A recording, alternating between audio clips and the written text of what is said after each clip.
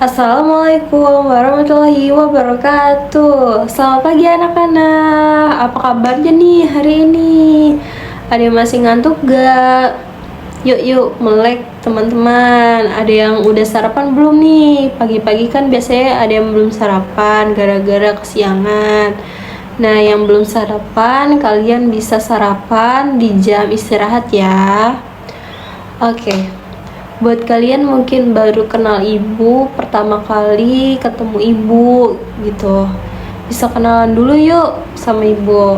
Perkenalkan, nama ibu Hana Nur Fadila. Kalian bisa panggil Bu Hana. Saya tinggal di Bogor. Saya di sini guru baru kalian di SMA Negeri Bogor 1. Tenang aja, BK itu bukan singkatan dari bikin takut, tapi lebih ke bersama kita, bareng-bareng cari solusi, bareng-bareng belajar memahami diri sendiri. Jadi kalian yang ingin lebih lanjut, mau ingin cerita dengan saya, bisa langsung ke ruangan BK. Bakal saya tunggu kok sepenuh hati.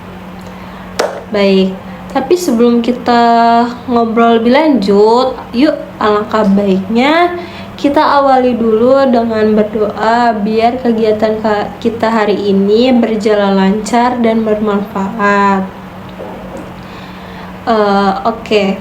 Silakan salah satu teman kalian untuk memimpin doa menurut agama dan keyakinan masing-masing. Berdoa dimulai.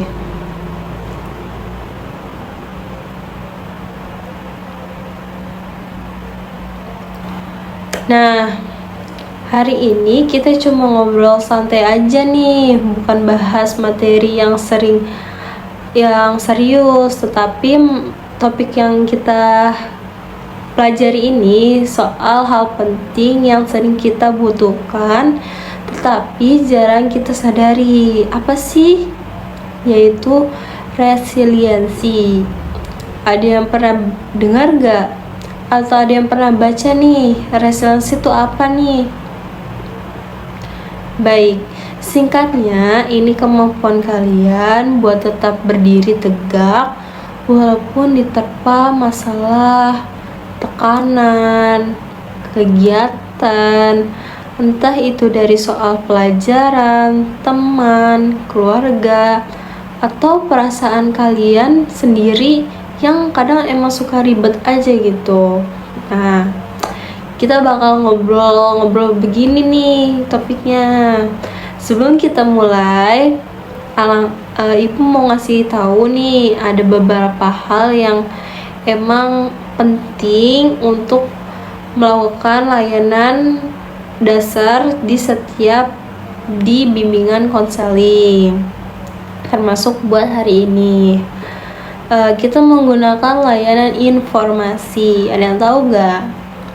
Nah, layanan informasi itu kegiatan dari guru BK untuk memberikan pengetahuan, pemahaman, dan wawasan tentang hal-hal penting buat kalian, baik itu tentang diri sendiri, kehidupan sekolah, atau pertemanan, sampai masalah kalian, masalah pribadinya. Tujuannya apa nih, Bu? Pasti ada tujuannya. Tujuannya supaya kalian lebih siap menghadapi tantangan, baik mengambil keputusan dengan bijak dan tahu gitu cara-cara mengelola hidup dengan lebih sehat dan positif ya. Dan pastinya layanan ini juga berdasarkan asas-asas penting di dalam bimbingan dan konseling. Asasnya ada 4 ya teman-teman. Yang pertama ini ada asas kerahasiaan. Apa tuh secret? Nah, apapun yang kalian sampaikan itu aman dan saya rahasiakan gitu. ibu nggak akan cerita ke guru lain, ke teman kalian, bahkan ke orang tua sekalipun, kecuali itu emang menyangkut keselamatan kalian. Baik, lalu yang kedua itu ada asas kesukarelaan. Apa nih, Bu? Asas ini di sini nggak ada paksaan apapun. Kalian bisa ngobrol aktif boleh gitu, mau dengerin juga nggak apa-apa gitu. Yang penting kalian nyaman di sesi layanan ini dan hadir dengan kemauan diri sendiri. Jadi nggak ada paksaan apapun dari ibu. Lalu yang ketiga ini ada asas keterbukaan. Kalau kalian merasa nyaman dalam sesi ini, yuk cobain terbuka, nggak perlu jaim. Kadang ngobrol dari hati ke hati bisa lebih rileks, itu bebannya di dada tuh lebih ringan gitu buat terbukanya. Nah, yang terakhir ini ada asas kenormatifan. Meskipun kita ngobrol santai, tetap ya kita harus jaga adab dan sikap sebagai pelajar yang baik. Hormati yang sedang berbicara, jangan saling menyindir, ya, ini terutama. Dan tetap jaga batasan yang wajar. Oke, jadi hari ini kita bakal bahas gimana caranya supaya kalian tetap strong, tetap kuat gitu. Walaupun tugas numpuk, drama pertemanan jalan terus, dan kadang mood naik turun kayak harga cabai nih. Resiliensi ini penting banget buat kalian yang di masa SMA, di masa dimana tekanan itu bisa datang kapan aja dan di mana aja gitu. Tapi kalian harus tetap berjalan terus dan harus bertumbuh karena waktu masih panjang gitu. Siap ya, santai aja kok, nggak usah tegang-tegang. Ini ruangan aman buat kalian semua. Yuk, kita mulai. Saya izin paparkan ya materinya. Di sini. Dengan berjudul Motivasi Menjadi Kuat Menghadapi Tantangan Hidup. Anak-anak, sebelum kita lanjut ke materi, coba kalian duduk tenang dulu sebentar dan baca bareng-bareng hasil kutipan yang saya pilih beberapa, yaitu Gen Z abis gitu, untuk masa-masa cocok nih buat sedang seperti ini. Quotesnya ini ada 3. Yang pertama itu hening di mulut, berisik di kepala. Lalu yang kedua itu jangan pernah menyerah jika kamu ingin masih mencoba. Terus jangan biarkan penyelesaian datang karena kamu selangkah lagi untuk menang. R.A. Kartini. Lalu yang ketiga,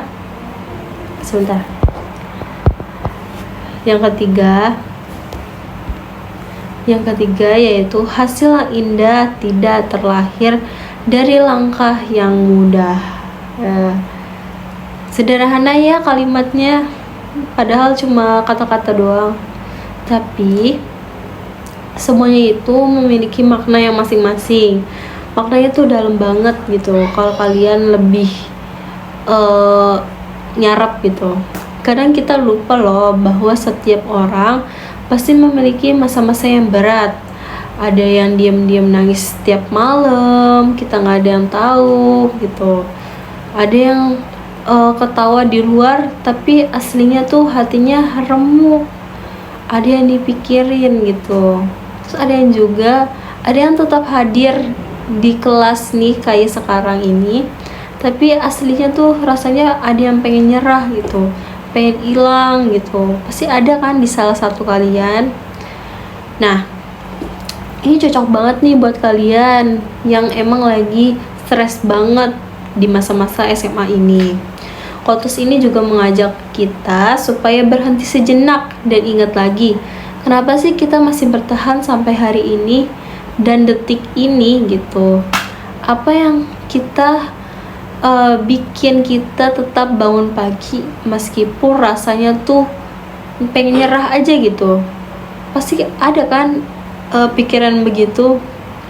Terus bisa jadi karena emang kalian masih sayang orang tua, masih sayang keluarga. Lalu yang kedua, bisa jadi karena kita memiliki mimpi yang belum selesai, belum tercapai ya.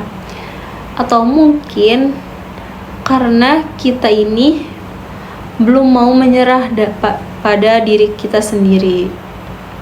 Nah, dalam banget kan pembahasan kali ini. Nah,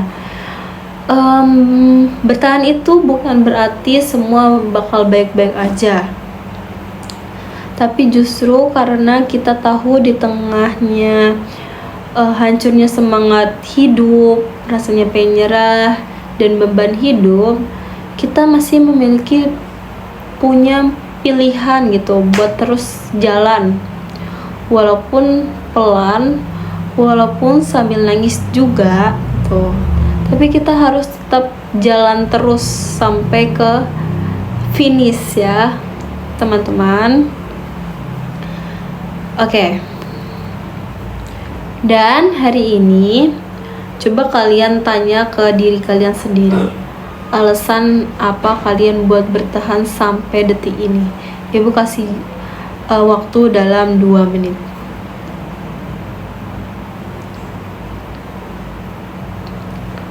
Baik, semoga kutipan ini bisa jadi pengingat kecil gitu, bahwa kalian itu gak sendiri gitu, kalian masih punya pegangan gitu, dan bahwa di balik semua tantangan ini pasti selalu ada harapan yang besar ya. Dan jawaban yang tadi ibu gak akan pengen tahu gitu alasan kalian untuk bertahan sampai sekarang juga. Untuk kalian simpan baik-baik ya. Lalu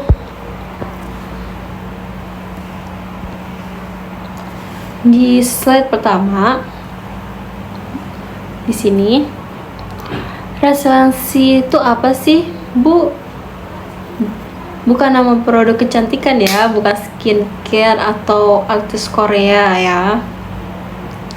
Resiliensi itu kemampuan kita buat bertahan, kemampuan kita bangkit dan tetap berjalan meskipun di tengah badai gitu.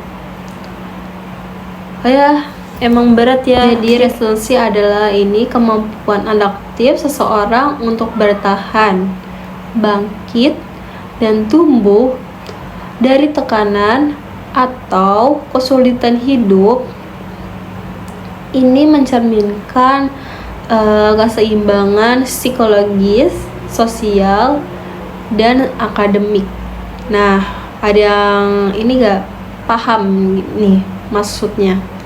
Serta melibatkan keberanian dan ketekunan dan berpikir rasional dalam menghadapi kondisi yang sedang sulit.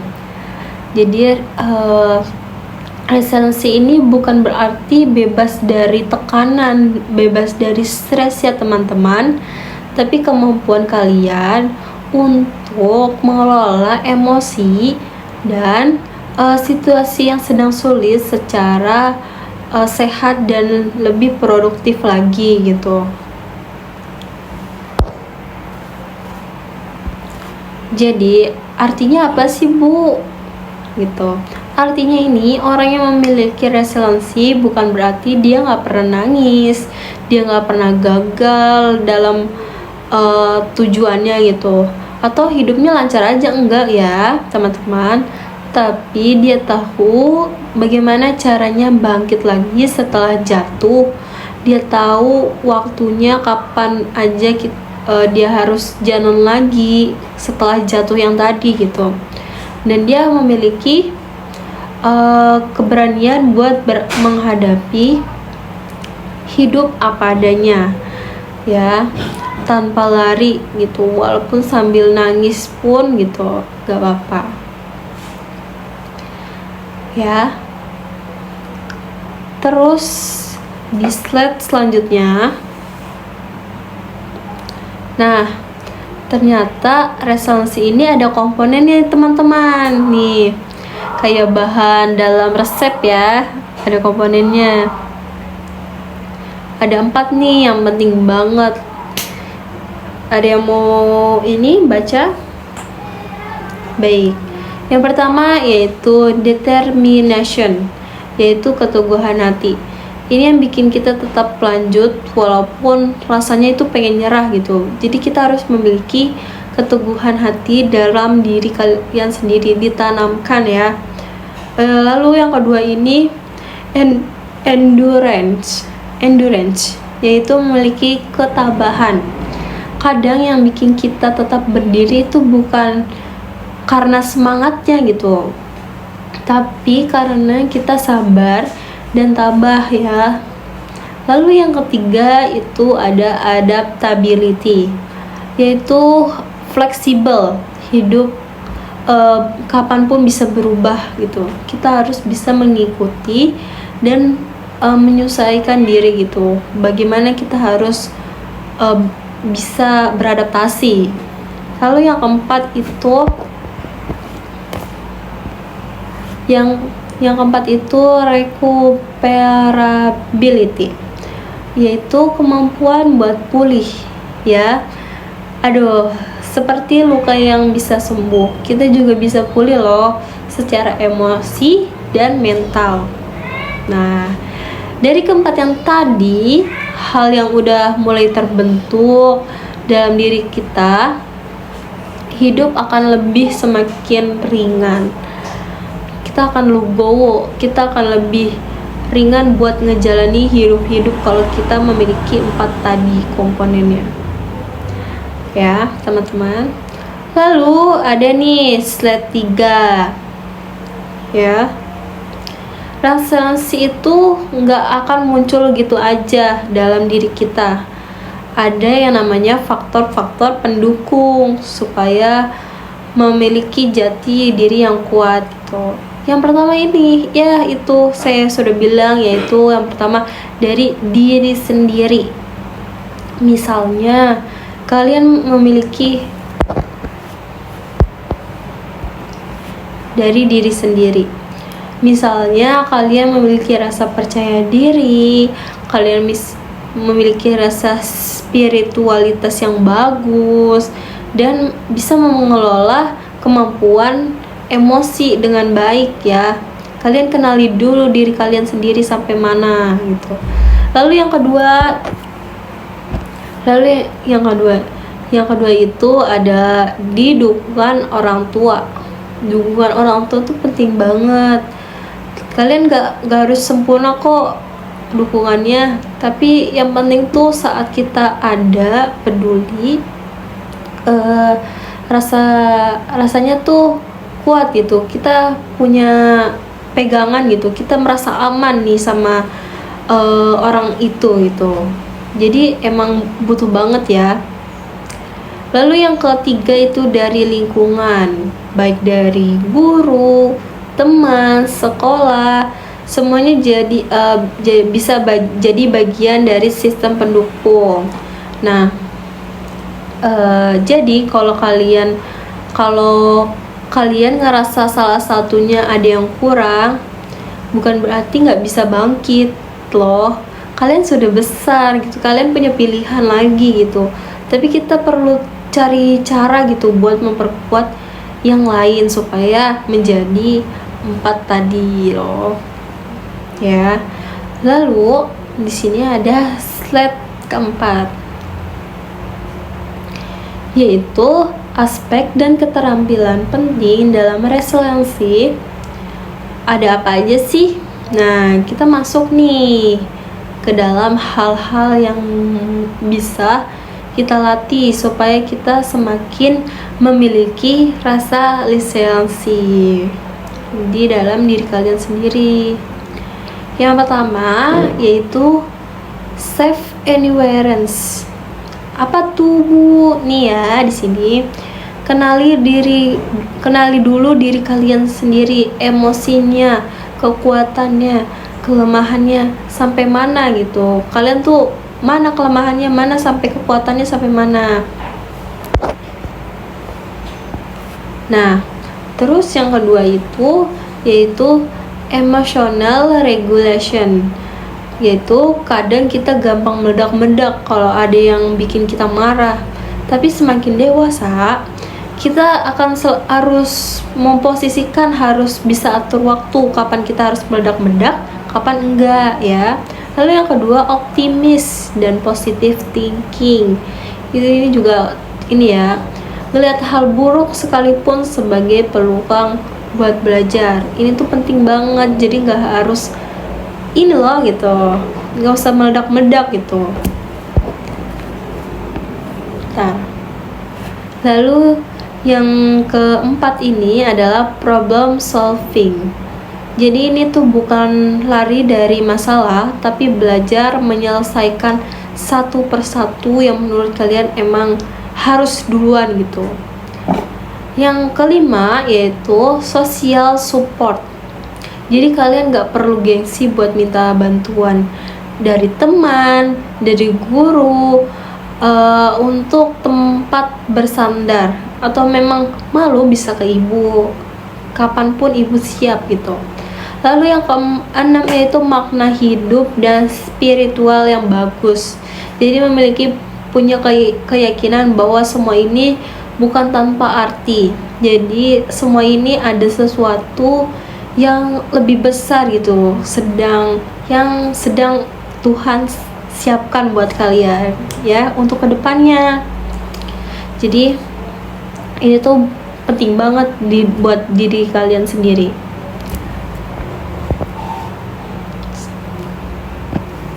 Nah,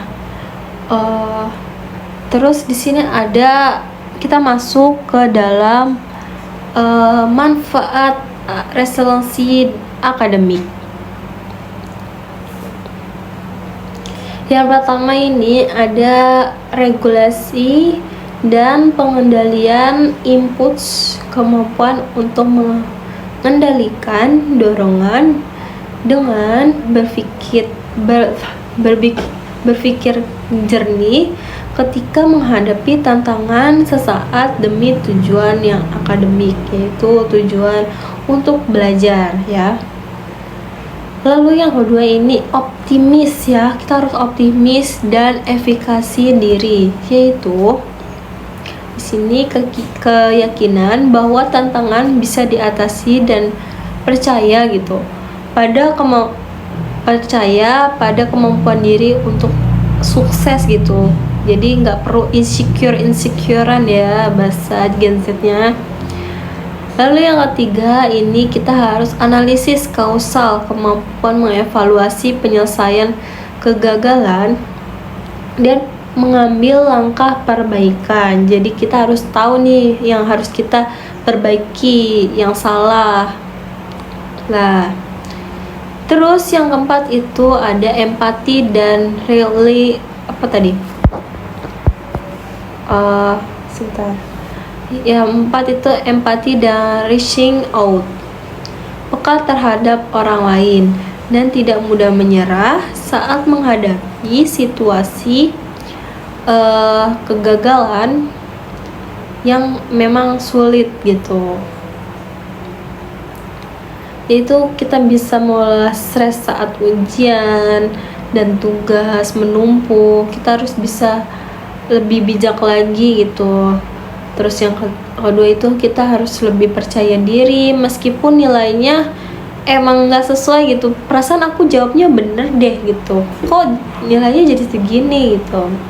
Terus yang ketiga itu nggak mudah menyerah walaupun jalan terasa berat gitu. Kita nggak perlu terlalu negatif gitu. Pasti di semua ada jawabannya.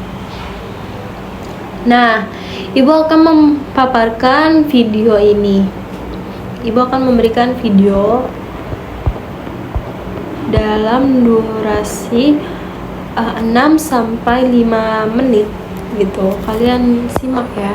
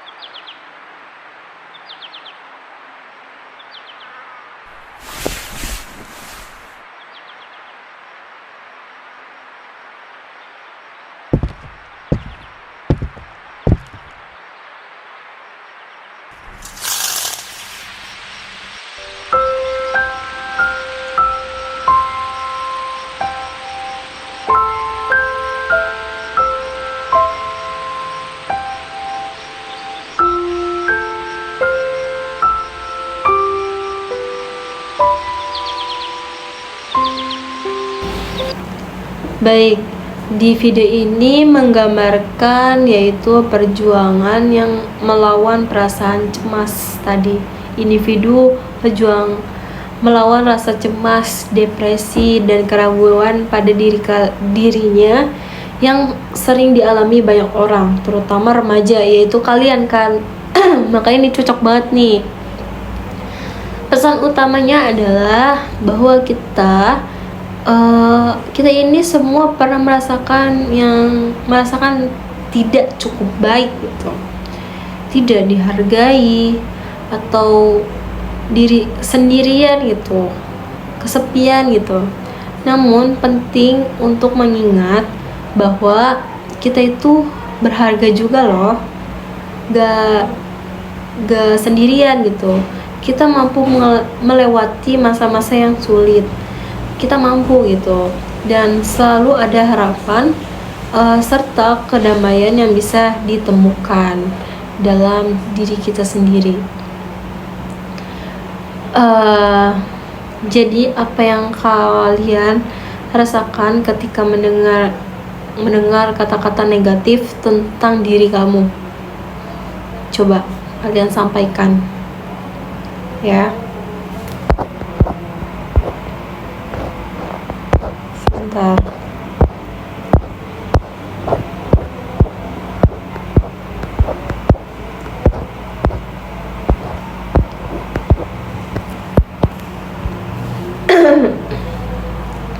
Apa yang kalian rasakan ketika mendengar kata-kata negatif tentang dirimu? Kalian jawab ya. Dan di sini ada pertanyaan kecil juga, yaitu dari semua aspek resiliensi yang kita bahas, seperti kayak kesadaran diri, pengelolaan emosi, optimis, dan lain-lain, mana yang menurut kalian kalian butuhkan untuk saat ini gitu, saat sekarang gitu ya. Terus ini yang kedua ini, apa arti kuat menurut versi kalian? Apakah kuat ini selalu terlihat tegar, atau mungkin cukup dengan tidak menyerah? Nih, kalian jawab ya, menurut kalian, pendapat kalian sendiri. Terus yang ketiga yaitu, jika kamu bisa memberikan pesan untuk diri kamu sendiri di masa-masa yang sulit gitu, yang kemarin atau saat ini gitu, kamu bakal bilang apa gitu? Ibu kasih waktu dalam 10 menit untuk merefleksikan jawaban kalian yang tadi Ibu kasih. Pertanyaan kecil-kecilan aja ya.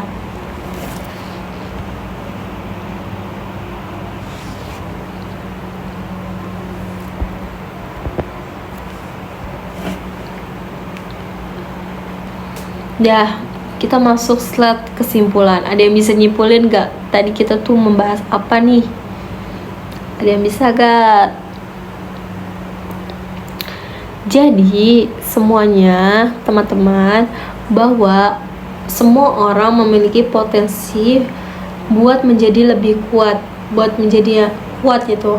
Tapi kekuatan itu nggak datang dari lari, tapi dari kita hadapi, kita berani gitu, dari proses pembelajaran, dari gagal bangkit lagi, gagal bangkit lagi.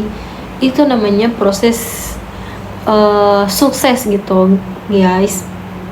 Jadi resiliensi ini bukan berarti soal siapa yang paling kuat fisiknya, keker, atau bahkan yang paling pintar di dalam kelas ini gitu. Tapi yaitu siapa yang mau terus belajar dan gak pernah mau menyerah, itu orang yang memiliki resiliensi ya. Baik, semoga yang saya sampaikan, Ibu sampaikan, menjadi motivasi yang berguna buat kalian untuk di masa yang akan datang dan ke depan. Mohon maaf jika ada perkataan yang kurang berkenaan dalam penyampaian informasi yang kurang jelas gitu. Saya selalu mendoakan apapun yang terbaik buat kalian ke depannya di masa depan, yaitu apapun yang kalian butuhkan juga saya bersedia gitu untuk mendengarkan cerita-cerita di ruang BK nanti.